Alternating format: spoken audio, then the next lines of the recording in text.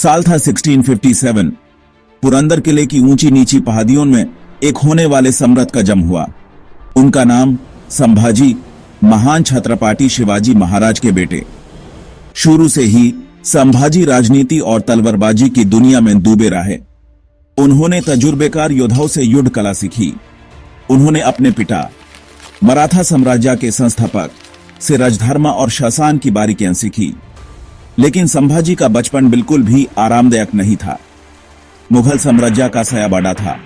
मुगल सम्राट औरंगजेब नवीन मराठा राज्य को पाना चाहता था। वो शिवाजी को और इस तरह युवा संभाजी को अपनी महत्वाकांक्षा के लिए खतरा मानता था। संभाजी का बचपन हमले के लगातार खतरे में गुजरा। उन्होंने आजादी के लिए मांगी गई कुर्बानियों को खुद देखा।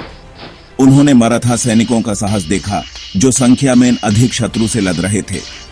ये अनुभव उन्हें निर्भय योद्धा राजा बनाएंगे जो वो बनेंगे। एक युवा लड़की के रूप में भी संभाजी में एक तेज बुद्धि और ज्ञान की प्यास थी। उन्होंने कई भाषाओं में महारत हासिल की, शास्त्रों का अध्ययन किया और युद्ध कला में उत्कृष्ट हासिल की। वो एक कुशल तलवारबाज, एक प्रतिभाशाली योजनाकार और निर्माता में एक करिश्मातिक नेता थे। युवा राजकुमार के हृदय में महानता के बीज जल्दी ही बो दिए गए थे। किस्मत ने फिर भी युवा संभाजी के लिए एक बुरा मौत लिया था। 9 साल की काम उम्र में वो मराठा और मुगल के बीच राजनीतिक शतरंज के खेल में एक मोहरा बन गए।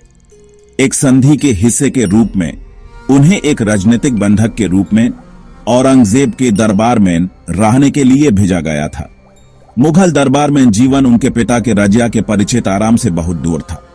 संभाजी को निगरानी में रखा गया था। विशालकारी से घिरा हुआ था लेकिन असली आजादी से वंचित था। फिर भी उन्होंने दबने से इनकार कर दिया।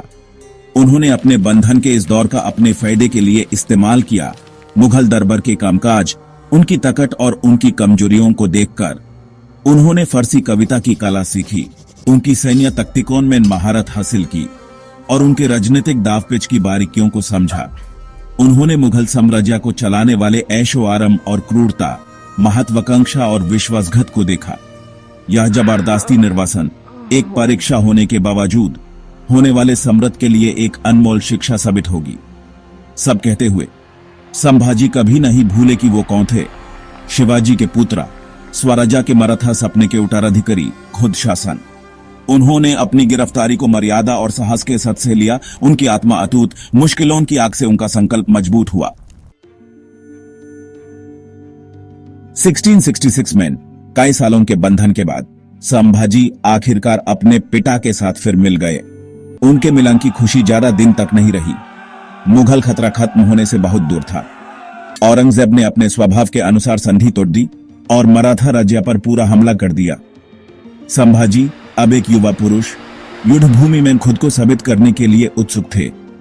उन्होंने अपने पिता के साथ लड़े मुगल हमलों को बहादुरी और रणनीतिक प्रतिभा से रोक दिया।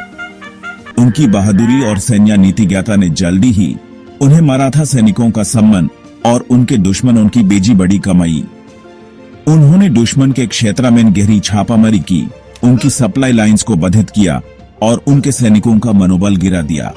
उनकी जीत अक्सर भारी विपत्तियों के खिलाफ एक निर्भय योद्धा और एक प्रतिभाशाली सैन्य सेनापति के रूप में उनकी प्रतिष्ठा को मजबूत करती है। वो अपने लोगों की ढाल और तलवार बन गए। अपनी मातृभूमि की रक्षा अटूट साहस और फिर्म रिजॉल्व के साथ करते रहे। 1680 में मराठा साम्राज्य पर विपत्ति आई। छत्रपति शिवाजी महाराज, महान योद्धा राजा का निधन हो गया, अपने लोगों के दिलों में एक शून्य छोड़कर। 23 साल की उम्र में संभाजी गद्दी पर बैठे। युद्ध में एक राज्य और एक स्वतंत्र मराठा राष्ट्र के अपने पिता के सपने को पूरा करने का जिम्मा संभाला। संभाजी का राज युद्ध की छाया में शुरू हुआ। औरंगजेब ने मौके को भांते हुए एक विशाल सेना इकट्ठा की और मराठा के मुखिया क्षेत्र की ओर बढ़ गया। अगले 20 साल तक चला संघर्ष संभाजी के अटूट साहस और अपने लोगों की आजादी के प्रति उनकी दृढ़ प्रतिबद्धता का प्रमाण था। संभाजी ने मुगल सम्राट के आगे झुकने से इनकार कर दिया। उन्होंने अपने लोगों को इकट्ठा किया, जरीला युद्ध तक्तिकों को अपनाया जो मराठा सैन्य सिद्धांत का पर्याय बन गया था। वो एक ऐसे व्यक्ति की तरह लड़े जिसमें जैसे कोई आत्मा समा गई हो, अनुपम ऊर्जा के साथ अपनी जमीन के हर इंच का डिफेंस करते हुए। उनका नाम मुगल सफों में अंदर का एक फुसफुसाहट बन गया, मराठा प्रतिरोध का प्रतीक। उन्होंने अनेक युद्ध लड़े, अक्सर संख्या में कम, लेकिन कभी भी हार नहीं मानी। उन्होंने बुरहानपुर और वै जैसे युद्ध मैदानों पर मुगलों के खिलाफ महत्वपूर्ण जीत हासिल की। अपनी रणनीतिक प्रतिभा और सैन्य प्रवेश का प्रदर्शन करते हुए उन्होंने सफलतापूर्वक पोर्चुगीज को भी दूर रखा, अपने राज्य की पश्चिमी सीमाओं को सुरक्षित किया और प्रभाव बढ़ाने की उनकी कोशिशों को विफल किया। संभाजी का राज केवल युद्ध के बारे में नहीं था, वो एक बुद्धिमान और न्यायप्रिय शासक भी थे। प्रशासनिक सुधार उनकी अपने पिता की विरासत को जारी रखते हुए उन्होंने मराठा सेना को मजबूत किया, इंफ्रास्ट्रक्चर में सुधार किया और कला और साहित्य को संरक्षण दिया। उन्होंने बाहरी खतरों से मुक्त एक आत्मनिर्भर और समृद्ध मराठा राज्य बनाने की कोशिश की। अपनी वीरगाथा पुरुषार्थ के बावजूद लगता था किस्मत ने संभाजी के लिए कुछ और ही योजना बना रखी थी। 1689 में एक करीबी विश्वासपात्र द्वारा धोखा दिए जाने पर उन्हें एक अचानक हमले में मुगल बलों ने पकड़ लिया। मराठा आत्मा को कुचलने के लिए ऑब्सेस्ड औरंगजेब ने इसे अपनी विजय के पल के रूप में देखा।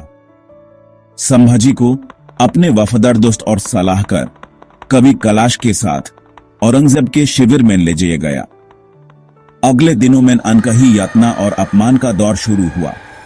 औरंगजेब ने संभाजी को एक विकल्प दिया, इस्लाम कबूल करो और बच जाओ या मौत का सामना करो। संभाजी ने हफ्तों की यातना से उनकी आत्मा अटूट मुगल सम्राट की आंखों में देखा और ऐसे शब्द कहे जो इतिहास के वट्टांतों में गुंजेंगे, अगर तुम मुझे अपनी बेटी शादी में दोगे तो मैं इस्लाम कबूल करने पर विचार करूंगा, और अगर तुम मुझे इस्लाम कबूल करने के बाद अपना पूरा राज्य देना चाहते हो तो मैं तुम्हारे माथे पर तिलक लगाने को भी तैयार हूं। उनके शब्द व्यंग्य और विरोध से भरे औरंगजेब को क्रोधित कर गए। उसने संभाजी और कवि कैलाश को यातना देने और मार डालने का आदेश दिया। 40 दिनों से अधिक समय तक संभाजी और कवि कैलाश को अनकही क्रूरता का शिकार होना पड़ा। उन्हें कोरा मारा गया, उनकी आंखें निकाल दी गईं, उनकी जीभें काट दी गईं, लेकिन उनकी आत्मा अटूट रही। सब कहते हुए उन्होंने अपने धार्म या अपने राजा का त्याग करने से इनकार कर दिया। आखिरकार 11 मार्च 1689 को भीमा नदी के किनारे संभाजी और कवि कैलाश को बेदर्दी से मार डाला गया। उनकी मृत्यु मराठा आत्मा को तोड़ने से दूर मुगल अत्याचार के खिलाफ गुस्से और नाराजगी की आग भड़का दी। संभाजी का बलिदान मराठा के लिए एक नारा बन गया। उनकी मृत्यु आजादी के लिए परम बलिदान का प्रतीक है। उन्होंने अपमान के ऊपर मृत्यु को चुना था, अपने पिता और अपने राष्ट्र के सिद्धांतों को अपनी अंतिम सांस तक निभाते हुए। छत्रपति संभाजी महाराज का राज भले ही कम समय का था, लेकिन भारत के इतिहास पर एक अमर छाप छोड़ गया। वो सच्चे अर्थ में एक योद्धा राजा थे, बहादुर, दयालु और अपने लोगों के एक गंभीर रक्षक। मुगल साम्राज्य की शक्ति के खिलाफ उनके अटूट प्रतिरोध ने एक सचमुच स्वतंत्र मराठा राष्ट्र की नींव रखी। हालांकि उन्हें युद्धभूमि पर एक शानदार विजय से इनकार कर दिया गया था। उनकी मृत्यु मुगल मराठा युद्ध में एक टर्निंग पॉइंट साबित हुई। इसने मराठा के बीच गुस्से और नाराजगी की आग भड़का दी, जिन्होंने संभाजी के छोटे भाई राजाराम और बाद में उनके पुत्र शिवाजी II के नेतृत्व में नए जोश के साथ वापस लड़े, आखिरकार मुगल साम्राज्य को खत्म कर दिया। संभाजी की विरासत युद्धभूमि से कहीं आगे तक जाती है। उन्हें कला और साहित्य के संरक्षक, एक न्यायप्रिय और बुद्धिमान शासक और सबसे ऊपर अटूट साहस और बलिदान के प्रतीक के रूप में याद किया जाता है। उनकी कहानी भारतीयों की पीढ़ियों को प्रेरित करती रहती है, उन्हें याद दिलाती है कि आजादी की लड़ाई के लिए अटूट साहस, एक अटूट आत्मा और किसी के आदर्शों में अटूट विश्वास की आवश्यकता होती है। उनका जीवन भले ही दुखद रूप से खत्म हो गया, भारतीय इतिहास के वट्टंटों में तेज रूप से चमकता है, साहस और विश्वास की अमर शक्ति का प्रमाण है। अगर आपको लगता है कि छत्रपति संभाजी महाराज की गाथा हर भारतीय तक पहुंचनी चाहिए, इस वीडियो को लाइक करें शेयर करें और कमेंट में लिखें जय भवानी जय शिवाजी।